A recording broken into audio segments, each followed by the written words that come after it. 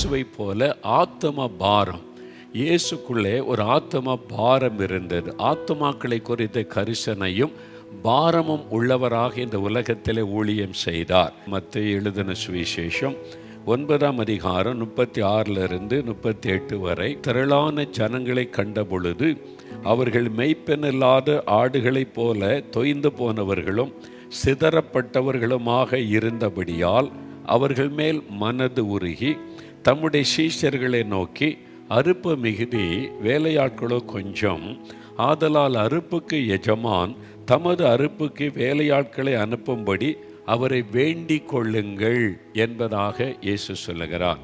பிதாவினிடத்தில் ஒரு முக்கியமான காரியத்துக்கு நீங்கள் ஜெபிக்கணும்னு சொல்கிறார். ஏன்? திரளான ஜனங்கள் இயேசுவை இங்கே இருக்கிறான்னு சொன்ன உடனே பின்பற்றி வந்துட்டாங்க. இயேசு கிறிஸ்துகிட்ட போனால் நல்ல காரியத்தை போதிப்பார், சுகம் தருவார், விடுதலை தருவார், ஆசீர்வதிப்பார்னு சொல்லி திரளான மக்கள் இயேசுவை தேடி வர்றாங்க. அவருக்குள்ள ஒரு பாரம் உண்டானது. அந்த மக்களை பார்க்கிறார், அவங்களை குறித்து ஒரு பாரம். என்ன பாரம் வருகிறது? ஐயோ, இந்த ஜனங்கள் மெய்ப்பனில்லாத ஆடுகளைப் போல இருக்கிறாங்க, சிதறப்பட்டவளாக இருக்கிறாங்க, தொய்ந்து போனவளாக இருக்கிறாங்கன்னு அவருக்குள்ளே இந்த மக்களை குறித்த ஒரு பாரம் உண்டாகிறது. சீஷர்களை பார்த்து ஜெபிக்க சொல்லுகிறார். இவங்களுக்கு நல்ல வேலையாட்களை அனுப்பி அறுவடை பண்ணணும், ரட்சிப்புகளை நடத்தணும் என்பதாக ஆண்டவர் அந்த ஆத்துமாக்களை குறித்த ஒரு பாரம் கொண்டவராக சொல்லுகிறார்.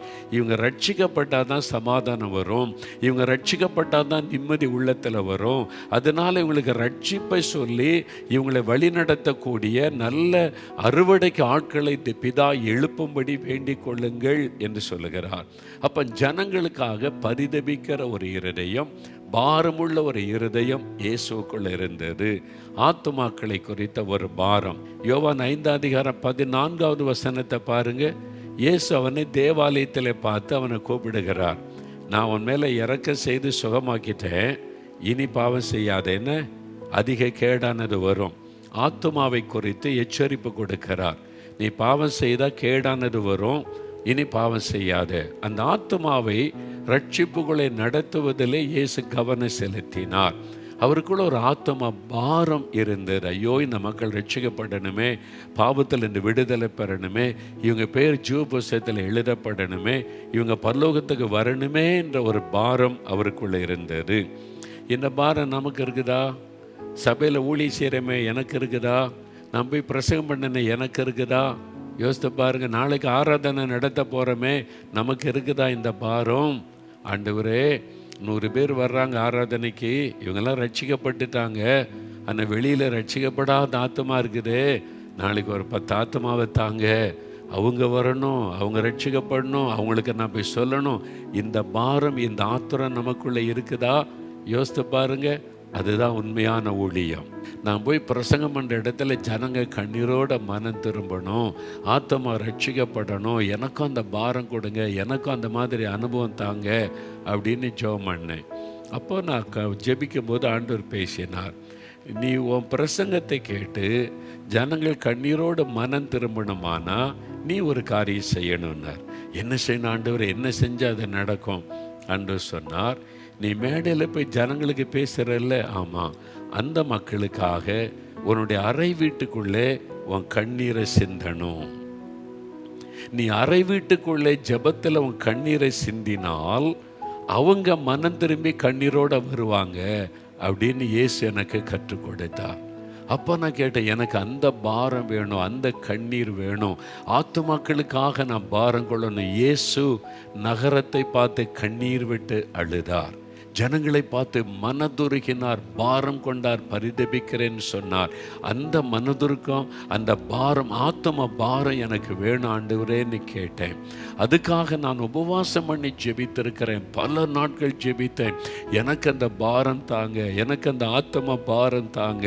நான் வெறுமனே ஊழியம் செய்யக்கூடாது, பேர் புகழுக்காக ஊழியம் செய்யக்கூடாது, பெருங்கூட்டத்துக்காக ஊழியம் செய்யக்கூடாது, ஆத்மா ரட்சிக்கப்படுவதற்கு ஊழியம் செய்யணும். அந்த பாரம் தாங்க ஆண்டவரேன்னு நான் கேட்டேன். அந்த பாரத்தை ஆண்டவர் தந்தார். இந்த 44 வருஷ ஊழியத்தில் ஒரு பொது இடத்துல சுவிசேஷ கூட்டம், சுவிசேஷம் அறிவிக்க ஒரு கூட்டத்துக்கு நான் போனால் அந்த மேடையில் போய் பிரசங்கிக்கிறதுக்கு முன்னால் என்னுடைய அறை வீட்டுக்குள்ளே நான் என் கண்ணீரை சிந்தாமல் ஒரு இடத்துல நான் பிரசங்கம் பண்ணினது இல்லை. இன்றைக்கு வரைக்கும் சுவிசேஷத்தை அறிவிக்கிறேன்னா, அற்புத பெருவிழா நடக்குதில்ல, மாதந்தோறும் அற்புத பெருவிழாவில் சுவிசேஷம் அறிவிக்கிறோம். நான் என் கண்ணீரை சிந்தாமல் ஒரு அற்புத பெருவிழாவில் கூட நான் பிரசங்கித்தது கிடையாது. ஆண்டவரே, இந்த செய்தியை கேட்கிற மக்கள் ரட்சிக்கப்படணுமே, அவங்க ஆத்மா விலையேற பெற்று மனம் திரும்பி ரட்சிக்கப்படணுமே அப்படின்னு என் கண்ணீரை சிந்தாமல் நான் இந்த டிவிக்கு முன்னால் வந்து பிரசங்கம் பண்ணது இல்லை. கேமராவுக்கு முன்னால் நின்று திறப்பின் வாசலுக்கு வர்றதுக்கு முன்னாலே கண்ணீர் சிந்தாமல் நான் மேடை ஏறினது இல்லை. அது பெருமையாக நான் சொல்லலை. தேவனுடைய கிருபை கிருபை கிருபை. அந்த கிருபை தாங்கன்னு கேட்டால் அந்த கிருபை ஆண்டவர் தருவார். ஆண்டவர் அந்த பாரத்தை எனக்கு தாங்க, ஆத்ம பாரத்தை தாங்க அப்படின்னு கேளுங்க. ஒரு ஆத்மாவுக்கு கண்ணீர் வடிக்காமல் நீங்கள் ஸ்டேஜில் ஏறாதங்க.